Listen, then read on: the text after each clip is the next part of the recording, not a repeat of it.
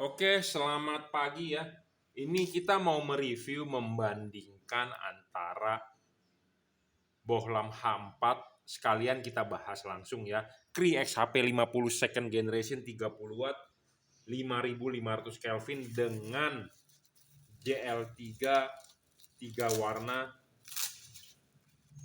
3000 Kelvin 4300 dan bisa 6000 ya. Jadi kita bandingkan dua buah bohlam ini adalah tipe Cree dan ini adalah tipe JL3. Bohlam ini adalah bohlam-bohlam best seller. Ya, buat Anda yang masih bingung memilih antara dua ini, mana yang bagus, mana yang sesuai dengan kebutuhan Anda, ya. Oke, kita akan membahas ya. Satu ini diorder untuk Mitsubishi Triton. Yang ini diorder untuk Chevrolet Spin, ya. Jadi sebenarnya kedua-duanya adalah mobil heavy duty ya. Chevrolet biasanya mesinnya panas, ya, karena mobil Eropa. Triton termasuk mobil kayak mobil-mobil double cab tambang ya, heavy duty diesel. Oke, kita akan bahas langsung ya. Cree XHP 50 second generation dengan tipe JL3 ya. Mereknya apa? Mereknya sama-sama juragan lampu ya. Di sini ada embossnya juragan lampu. Ini bohlam hanya satu warna, 5500 Kelvin. Warnanya putih. Kekuning-kuningan sedikit ya. 5500 Kelvin. Nah, ini warnanya seperti ini, Anda bisa lihat di kamera ya. Warnanya seperti ini, putih ke kuning. Lampu jauhnya pun tetap warna putih ke kuning ya. 5500 Kelvin. Hujan masih tembus. Nah, sedangkan JL3 ya. Bohlam JL3. Nah, bohlam ini bisa 3 warna. Bagaimana cara mengubah warnanya dengan mematikan, menyalakan saklar lampu. Jadi bohlam ini lampu dekatnya bisa 3 warna. Bisa putih kuning, bisa kuning. 3 warna. Ya, putih kuning, kuning. Nah, lampu jauhnya tetap warna putih. Jadi kenapa bohlam ini disebut 3 warna? Karena bisa putih 6000 Kelvin, bisa putih kuning 4300 Kelvin, bisa kuning 3000 Kelvin. Ya, jadi 3 warna. Termasuk bohlam all weather, segala cuaca. Semalam Jakarta hujan ya. 30 September malam hujan ya. Hari ini sudah tanggal 1 Oktober ya. Sudah cepat nih, udah mau tahun baru nih. Ya, jadi bohlam ini 3 warna. Putih 6000 Kelvin. Kapan Anda pakai warna putih? Pada saat jalanan kondisinya biasa. Kapan Anda pakai warna putih kuningnya? Jika Anda butuh penerangan ekstra di jalanan gelap atau jalanan basah. Kapan Anda nyalakan kuningnya? Pas hujan atau kabut. Ya, 3 warna. Nah, lampu jauhnya tetap warna putih. Karena kenapa? Warna putih ini lebih menguntungkan sebenarnya. Ya, lebih menguntungkan warna putih jika kondisi cuacanya biasa. Karena kenapa? Jika Anda jalan misalnya di jalan tol, marka-marka jalan, mata kucing itu di jalan ya, akan langsung refleks karena sifatnya mereka kan seperti stiker spotlight ya. Dia memantulkan cahaya. Nah, itu ketemu spektrum warna cahaya putih itu mereka langsung bersinar ya. Tetapi cahaya warna putih itu payah jika kena hujan atau kena kabut atau kena jalanan basah. Itu akan payah. Nah, makanya bohlam ini bisa segala cuaca, all weather. Nah, sedangkan bohlam Cree ini kan satu warna. Nah, satu warnanya dia itu 5500 Kelvin. Putih masih ada kuningnya nih, saya kasih lihat lagi ya. Nah, ini putih masih ada kuningnya. Anda bisa lihat di tembok ya. Putih masih ada ke kuning-kuningnya ya. Nah, Anda lihat dari sini cahayanya seperti ini. Putih masih ada ke kuning-kuningannya bening. Nah, sedangkan kalau ini putihnya putih pure white 6000. Nah, Anda bisa lihat tuh ya. Putih sekali. Jadi ini lebih putih, yang tadi ini lebih ke kuning. Nah, pertanyaannya adalah bagaimana jika saya memakai Cree di jalanan hujan atau jalanan basah? Di Cree masih bisa dari testimoni. masih kelihatan ya, karena dia warnanya tidak terlalu ke putih. Putih masih ada kuningnya. Nah, tapi kalau ini putihnya benar-benar putih. Nah, di situ perbedaan utamanya ya. Satu warna vs 3 warna. Bohlam ini sama-sama 30 watt. Sama-sama 30 watt, sama-sama menggunakan teknologi double Cooper PCB. Apa itu teknologi double Cooper PCB? Di tengah ini ada 2 layer atau ada 2 lapis batang tembaga. Ya, Philips atau Osram itu single, 1 layer, ini 2 layer, sama ini juga 2 layer. Double Cooper PCB, 2 layer, ya.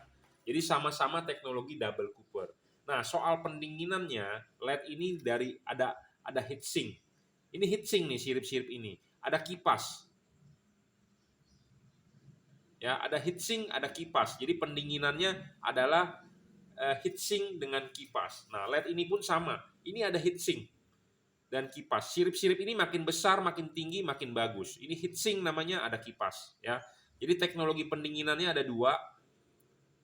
Double Cooper dilengkapi heatsink dengan kipas. Ya, double Cooper dilengkapi dengan heatsink dengan kipas. Ya, sama-sama 30 watt. Sama-sama bohlam ini stabil, tidak ngedrop, dijamin. Ya, bohlam ini tidak ngedrop. Banyak di pasaran bohlam ngedrop. Watt awalnya besar, tetapi kenyataannya pas pada saat nyala 10 menit kemudian wattnya turun. Nah, kita berbicara watt 30 watt ini adalah watt yang dibaca oleh yang namanya wattmeter. Ya, wattmeter. Jadi bukan berdasarkan tulisan-tulisan atau deskripsi yang ditulis indah-indah. Karena semua pedagang pasti bilang barangnya bagus. Bagusnya di mana Anda harus tahu. Ya, banyak yang menulis deskripsi tidak sesuai karena kebanyakan copy paste. Ya, 30 watt ini kita berdasarkan alat yang namanya wattmeter. Nah, bohlam ini menghasilkan 2900 lux. Bohlam ini bisa menghasilkan kekuatan cahaya 2900 lux. Nah, sedangkan bohlam standar halogen 55 watt ya. Halogen 55 watt itu menghasilkan 1000 lux di jarak ukur yang sama. Kita menggunakan alat yang namanya light meter. Kita ukur bohlam halogen standar itu 1000 lux. Nah, sedangkan bohlam ini bisa menghasilkan 2900 lux. Jadi bohlam ini terang hampir 3 kalinya dibandingkan halogen standar. Ya. Jadi dari jarak ukur yang sama, halogen kita patok 1000 lux. Sedangkan di jarak yang sama kita ukur ini 2900 lux. Nah, bohlam JL3 ini lebih terang karena dia mempunyai 2 buah chip. Bohlam ini diukur di jarak sama, halogen menghasilkan 1000 lux, bohlam ini bisa 3500 lux. Jadi bohlam ini lebih terang sedikit. Ya, 3,5 kali lebih terang daripada halogen. Ya, jadi patokannya seperti itu. Saya bukan tidak mau memberikan data berapa lumensnya. Saya tidak bisa mengukur yang namanya lumens. Jadi saya tidak berani asal ngomong. Saya berbicara fakta. Kalau saya bisa tahu wattnya berapa, ya kita jabarkan wattnya berapa. Saya tidak membesar-besarkan. Saya tidak bisa mengukur lumen, ya saya ngomong terus terang. Pak, saya tidak tahu lumensnya bohlam ini berapa, karena saya tidak bisa mengukur. Saya hanya bisa mengukur dengan alat yang namanya light meter yang satuannya adalah lux. Ya, kita berbicara ini bohlam 2900 lux, bohlam ini 3500 lux. Jadi kita berbicara faktanya saja. Ya, seperti itu. Kedua buah bohlam ini adalah adjustable, bisa di-adjust. Kenapa Anda perlu cari bohlam yang bisa di-adjust? Karena untuk menggeser bayangan gelap. Untuk menggeser bayangan gelap, untuk membentuk cut off, untuk memfokuskan sinar. Ya, jadi bohlam ini adjustable. Adjustable itu nanti pas pemasangan di mobil bisa disetting ke arah jam 11, ke arah 11.30 atau ke arah jam 12 ya. Nah, bohlam ini juga sama adjustable. Jam 11 bisa, 11.30, 11.45, jam 12 bisa.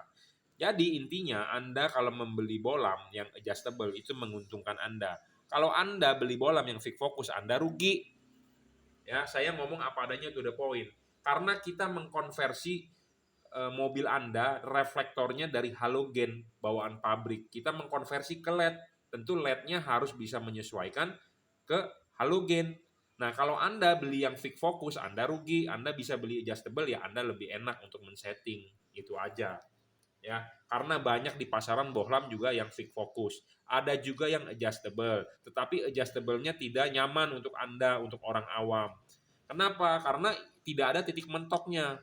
Jadi Anda tidak tahu settingnya bagaimana. Karena banyak pertanyaan juga customer yang udah beli di saya, Pak, masang bohlamnya mangkoknya begini atau begini?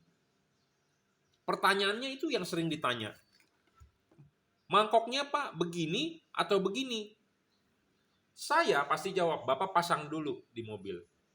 Sudah pasang, fotoin. Kalau salah saya koreksi, tidak mungkin terbalik. Saya bilang begitu selalu. Ya, karena ini LED tidak mungkin terbalik kecuali Anda masangnya kasar dipaksa. Tapi kalau Anda masangnya benar tidak mungkin terbalik. Pasang dulu praktek. Sama seperti guru di sekolah, coba Anda kerjakan dulu soal matematikanya. Salah nanti baru dikoreksi caranya. Seperti itu supaya Anda praktek, supaya Anda tahu, learn by doing. Belajar dari melakukan. Ya. Jadi makanya LED ini tidak mungkin salah. Jadi udah pasti tidak mungkin terbalik. Karena kenapa? Untuk Anda orang awam pun bisa untuk pasang. Tetapi kalau LED yang adjustable-nya Anda tidak tahu arahnya kemana, kalau dia tidak user friendly, nah Anda bakal bingung dan Anda bakal salah cara pemasangannya. Ya, makanya penting belilah LED yang ada tutornya, ya, si pedagangnya mengerti. Jangan Anda asal beli mau taunya murah saja. Ya. Nah, syarat selanjutnya bohlam bagus adalah bohlam ini bisa diservis, dalam arti jika chipnya rusak bisa diganti. Ya, bohlam ini bisa diservis. Kalau bohlam ini tidak bisa diservis, chipnya tidak ada spare part. Ya. Ini sebagai syarat bonus bohlam tipe Cree, ya. Sama-sama teknologinya double Cooper PCB, kita biasa sebut disingkat DCP. Ya. Oke, syarat selanjutnya bohlam bagus adalah soal bayangan gelap. LED ini bayangan gelapnya kecil. Hampir tidak ada bayangan gelap, jadi merupakan keunggulannya dia. Nih, Anda lihat di tembok, ya. Ini saya arahkan ke tembok, LED-nya kita taruh di depan. Nah, ini bayangan gelapnya itu samar-samar. Samar-samar, tidak gelap, ya. Tidak besar, tidak gelap, samar-samar. Kalau ini kan kita hadapin ke kita, tuh. Kalau ini kita hadapkan ke tembok, bayangan gelap. Bayangan gelap LED ini tidak besar dan tidak kecil dan samar-samar gelapnya. Ya. Nah, itu yang bagus. Nah, tetapi LED ini bayangan gelapnya agak besar memang. Besar dan gelap, tetapi nggak masalah. Syarat bohlam bagus ketiga kan terpenuhi. Kita tadi saya sudah berbicara bisa digeser. Nah, ini bayangan gelapnya. Tuh. Agak lebih gelap dibandingkan tipe Cree tadi ya, tapi ini juga nggak terlalu gelap, tapi agak gelap ya, agak gelap. Lebih terang ini bayangan gelapnya ya. Jadi masing-masing bohlam ada spesifikasi sendiri. Nah, bayangan gelap itu kalau syarat ketiga bohlam bagus terpenuhi, Anda bisa menggeser bayangan gelap. Kenapa sih Anda harus mencari bohlam yang bayangan gelapnya tidak terlalu besar dan tidak boleh gelap? Kenapa? Nih, saya jelaskan. Ini ada reflektor. Bayangan gelap itu pasti akan kenanya di reflektor bagian atas. Ya, Anda mau pakai LED apapun, Anda mau pakai halogen apapun, bayangan gelap pasti jatuhnya di atas. Nah, reflektor bagian atas ini bagian yang paling penting untuk memantulkan cahaya ke jalan. Anda lihat semua kalau Anda memakai HID atau Anda memakai halogen yang watt besar, yang rusak adalah di mana? Pasti reflektor bagian atas, tidak mungkin bagian bawah yang rusak. Pokoknya bagian atas, karena bagian atas bagian yang paling penting untuk memantulkan cahaya. Nah, kalau bagian yang paling penting memantulkan cahaya ini, karena semua mobil ada nih garut-garut ininya nih, ada garis-garisnya. Ini bagian yang saya artikan bagian paling penting nih. Memang makanya kenapa dia buat rapat dan multi reflektor. Nah, ini memang tujuan bagian paling penting. Nah, kalau bagian bayangan gelap ini ketemu di atas, ini Anda rugi. Rugi. Kenapa? Karena kan reflektor di atas adalah bagian yang paling penting untuk memantulkan cahaya ke jalan. Nah, dia dapat bayangan gelap, kosong sinarnya, tentu padatnya ke jalan kurang. Nah, ini kita pasang ya. Jangan lupa kalau Anda mau masangnya, ininya dulu dilepas nih. Ini dilepas, ya, ini dilepas, udah dilepas, pasang ininya. Pasang ininya, baru karet masuk. Ya, nanti kita menjelaskan soal karet. Ya, masuk. Tep begini. Kenapa saya suka bilang, Pak mentokin jam 11, Pak jam 11.30, Pak 11.45, atau Pak jam 12. Kalau Anda masang jam 12 artinya begini. Kalau Anda masang begini artinya Anda rugi. Kenapa? Karena ini tegak lurus langsung. Ini ada bayangan gelap di sini, tentu Anda rugi. Makanya saya bilang, Pak mendingan digeser bayangan gelapnya. Begini masangnya. Paham nggak? Jadi kalau kita praktek, kita nyalakan.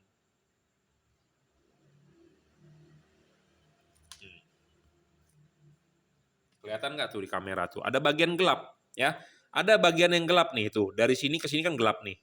Satu slice pizza. Nah, bayangan gelap ini kita bisa geser nih tuh. Kalau ini Anda taruh di jam 12, Anda rugi. Karena reflektor di tengah ini nih, sini nih yang diarsir ini kan butuh sinar padat. Makanya kita geserin. Ngerti? Paham? Begitu, Bro, ya. Jadi saya berbicara ini bukan yang ngasal karena kita pengalaman lah, praktek. Tapi kalau Anda nggak percaya, saya tidak maksa, ya, no problem, ya, karena namanya Anda nonton YouTube kan bebas, Anda mau menghujat, Anda mau berkomentar apa, terserah Anda, ya. Tapi buat ini video buat Anda yang bingung memilih LED yang bagus, yang bagaimana, ya. Nah, ini yang JL3 kita pasang. Kalau Anda tidak percaya ya nggak masalah. Tapi kalau Anda sebagai calon pembeli yang bingung, nah ini Anda panduan Anda untuk memilih LED, ya. Nah, ini LED tuh, bayangan gelapnya kan agak lebih gelap, bener nggak? Anda tinggal replay video tadi, yang ini bayangan gelapnya kecil. Nah, ini LED juga bisa di-adjustable tuh. Kalau Anda ditaruh jam 11.30 misalnya, atau di jam 12 atau di jam segini nih, ini kalau begini rugi nih Anda nih. Bagian paling ini di tengah, tapi kena bayangan gelap banyak, geserin dikit supaya masih ada dapat, setidaknya begitu. Nah, nanti barang sebelum dikirim akan kita kalibrasi. Apa yang dikalibrasi adalah mangkoknya yang akan kita papas sedikit atau akan kita buka sedikit. Nah, itu merupakan kerjaan saya. Jadi Anda beli LED di saya, ya, kita akan kalibrasi. Makanya untuk Anda yang beli, ya, kasih tahu saya untuk mobil apa, ya, tahun berapa, kasih foto depan mobilnya, reflektornya, supaya saya bisa kalibrasi, gitu ya. Supaya saya bisa kalibrasi, supaya saya bisa memaksimalkan hasil sinarnya. Kenapa? Karena ya kita lihat halogen standar mobil Anda. Ini halogen standar mobil Anda. Ini yang sudah kita pecahkan. Nah, bohlam ini ada payung. Ya, halogen H4 bawaan pabrik mobil Anda itu ada payung. Ya, ada payung. Nah, LED ini pun ada payung. Jadi kalau Anda cut off-nya mau bagus, carilah LED yang ada payungnya. Payungnya anatominya sama seperti halogen. Jangan beli yang macam-macam. Ya, LED ini ada anatominya sama seperti halogen. Ada payung, ada payung. Nah, payung ini penting, Bro.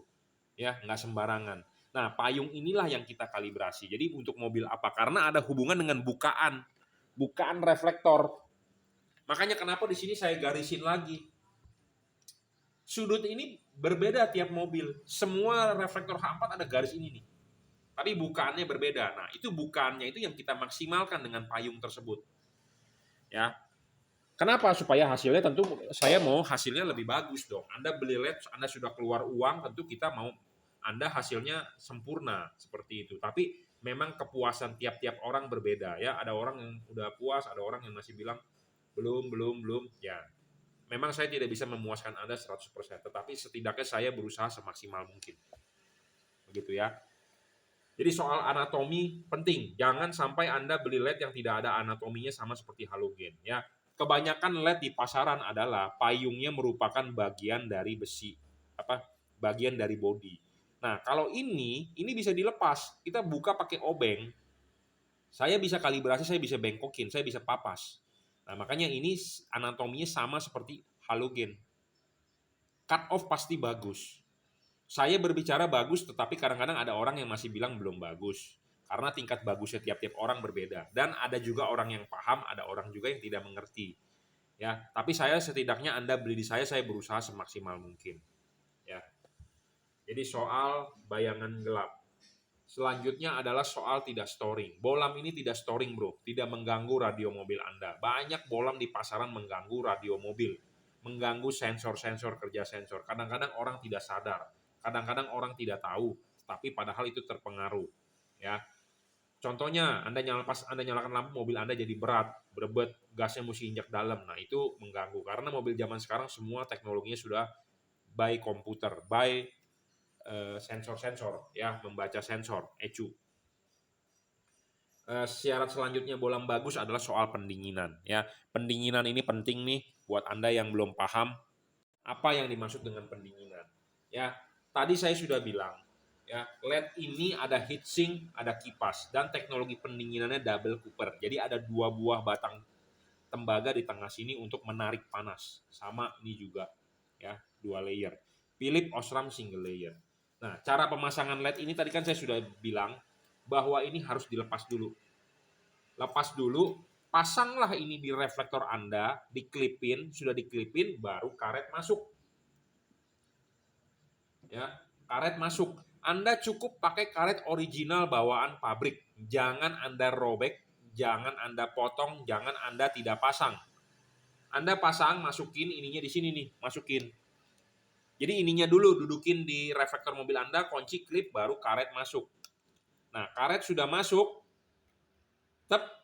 sudah masuk, bohlam baru masuk. Bohlam masuk, LED ini masih terlihat heatsinknya. Ya, makin terlihat heatsink ini makin bagus. Karena kenapa? Untuk sirkulasi udara. Kipas angin ini akan berputar nih. Angin akan meniup, dia akan keluar dari celah-celah sini. Atau menurut Anda kipas angin ini meniup keluar, ya sudah. Angin yang ditiup keluar dia akan menyedot dari sini. Karena ada orang yang tidak percaya kalau saya bilang ini anginnya meniup ke dalam. Dia bilang tiup keluar. Ya sudah, saya tidak mau berpolemik. Intinya saya jelaskan ini mestinya tiup ke dalam, dia akan keluar dari sini. Tetapi ada orang yang auban, dia merasa anginnya tiup keluar. Ya sudah, anginnya tiup keluar artinya dia bisa nyedot dari sini. Artinya ada sirkulasi. Ada sirkulasi udara. Nah, sama yang ini pun begitu. Anda lepas dulu, pasang dulu ininya, udah dipasang, ya, baru bohlam masuk. Nah, ini juga ada sirkulasi, kipas angin berputar, dia akan meniup, dia akan keluar dari celah-celah sini. Atau menurut Anda ini tiup keluar, dia akan menyedot dari sini. Kenapa makanya perlu heatsink? Ya, karena desain karet mobil di Indonesia itu tutupnya ada karetnya. Nah, kalau tidak ada heatsink, tidak ada sirip-sirip ini nih, ini akan tertutup nih langsung oleh karet. Jadi kipas angin berputar, angin mau meniup, nggak bisa ditiup. Buntu, nggak ada saluran.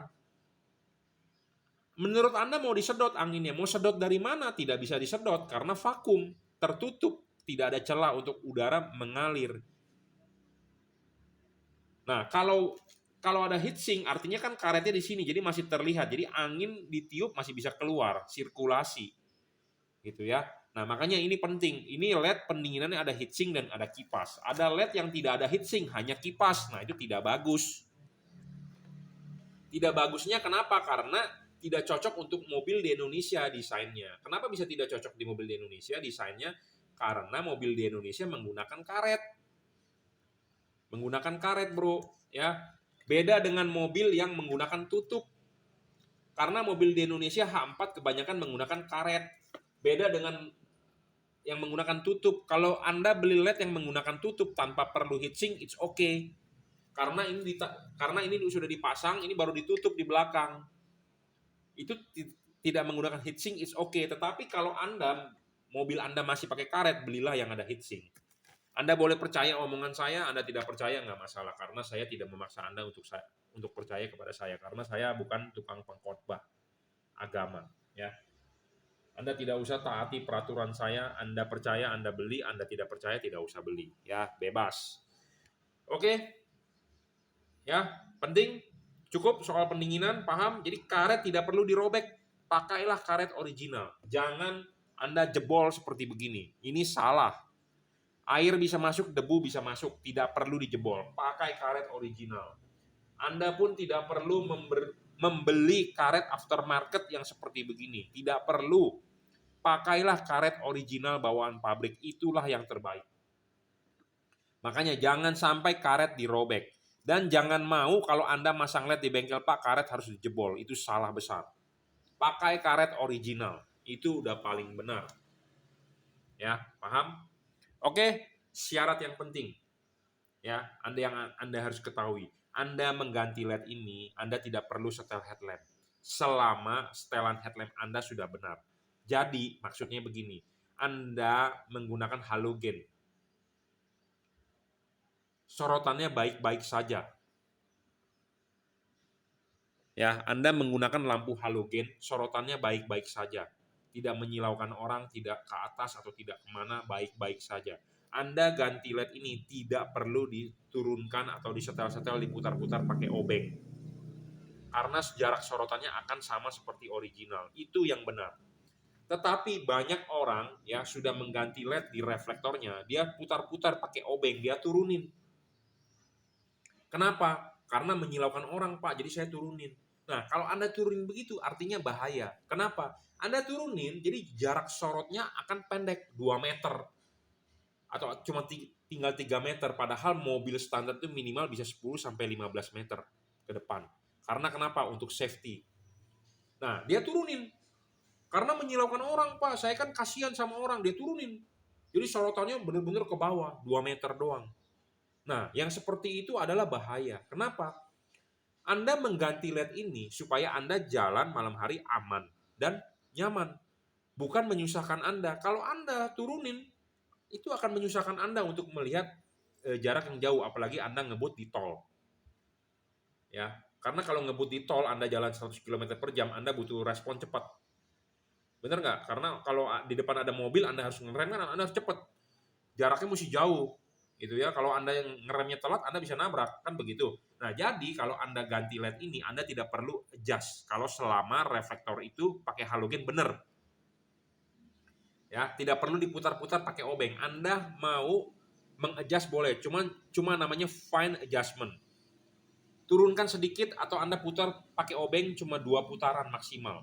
Jangan lebih dari 2 putaran. Kadang-kadang ada yang diturunin banget, lebih dari 10 putaran, 15 putaran, itu adalah salah. Kenapa? Yang salah sebenarnya bukan reflektornya. Soalnya kenapa reflektornya nggak salah? Waktu Anda pakai halogen H4, itu sorotannya bener. Tetapi pas Anda ganti LED, kenapa Anda harus turunin? Yang salah bukan reflektornya. Yang salah siapa? Yang salah adalah LED-nya yang Anda beli. Tidak sesuai. Fokusnya tidak sesuai. Cut off-nya tidak sesuai. Ya, nah makanya satu, supaya sesuai, Anda harus beli LED yang anatominya sama seperti halogen yang sudah tadi saya jelaskan. Harus ada payung. Payungnya harus menyerupai dari halogen. Lihat payungnya. Lihat payungnya. Itu satu. Kedua, bolam itu harus dikalibrasi. Anda harus cek fokus ininya. Ada 2 buah, anatominya sama, ada 2 buah, ada payung, ada low beam dengan high beam. Ada low beam dengan high beam. Tinggi jarak fokusnya harus sama, tidak boleh melebihi. Jadi jangan sampai chip untuk low beam ditaruh di fokusnya high beam. Kebanyakan LED seperti itu. Fokusnya low beam, ditaruhnya di high beam. Jadi sinarnya, waktu nyala low beam, sinarnya ke atas. Ke atas pohon, ke atas dashboard mobil orang. Itu yang membuat silau. Payungnya ada, Pak, tapi mobil saya tetap silau. Kenapa? Karena titik fokusnya salah. Kenapa titik fokus bisa salah? Karena yang bikin bolamnya ngasal bisa juga. Kedua, tidak dikalibrasi. Gitu ya. Nah, makanya kenapa sorotan sinarnya ke atas. Yang beli menyadari, menyilaukan orang, dia tahu diri, nggak enak, dia putar, dia turunin. Itu salah. Ya, saya sudah bilang. Jadi tidak perlu Anda men-setting turunin. Selama Anda pakai bolamnya benar. Dan saya tidak berharap Anda putar-putar pakai obeng kalau mobil Anda masih bawaan pabrik. Itu original dari pabrik, bro. Ya, jadi Anda mengganti LED itu yang salah bukan reflektornya, tetapi kalau nggak benar berarti yang salah LED-nya. Makanya belilah yang pasti-pasti. Ya, oke, cukup reviewnya. Saya rasa panjang nih, 30 menit ada. Saya sudah berbicara ya. Jadi panduan Anda untuk membeli JL3 atau double Cooper PCB dari Cree XHP 50. Anda bisa beli LED ini di Bukalapak, Juragan Lampu, Shopee, F3 Moto Lighting, Tokopedia, Juragan Lampu juga Benas. Ya, Anda bisa WhatsApp saya 0898 269 3838 ya. Jadi ini di order untuk Mitsubishi Triton dan Chevrolet Spin. Nanti akan kita kalibrasi sebelum kita kirim. Kenapa dikalibrasi? Saya sudah bilang supaya saya mau hasilnya maksimal. Jangan sampai Anda beli LED, Anda enak tapi merugikan orang lain, yaitu polusi cahaya. Ya, Anda beli LED ini harus aman dan nyaman. Aman, jangan sampai Anda kena tilang karena menyilaukan orang. Nyaman, jangan sampai Anda mengganggu orang lain, nanti bisa diajakin ribut, gitu ya. Oke, cukup reviewnya ya. Oh ya, perbedaan yang mendalam atau perbedaan yang penting dibandingkan JL3 dengan Cree ini lebih heavy duty dibandingkan JL3 kalau menurut saya, karena dari chipnya Cree itu bisa diajak dengan temperatur tinggi. Jadi cocok untuk mobil-mobil yang heavy duty, yang kerjanya berat, LED ini juga bisa diajak kerja berat, gitu ya. Oke, pilihan semua tergantung di Anda, harganya 11-12. Keunggulan Cree bisa diservis, bayangan gelapnya kecil. Keunggulan dari JL3 adalah bisa 3 warna. Lebih all weather, segala musim, segala cuaca. Ya.